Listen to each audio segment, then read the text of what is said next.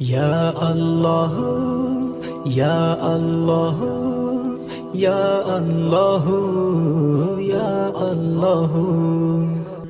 আমাদের ভালোবাসা সব যেন হয় মহান রবের জন্য। রাগ ক্ষোভ ঘৃণাগুলো তাও যেন হয় শুধু প্রভু তোমারই জন্য। ভালোবাসি বাসি ভালো ভালোবাসি প্রভু তোমাকে।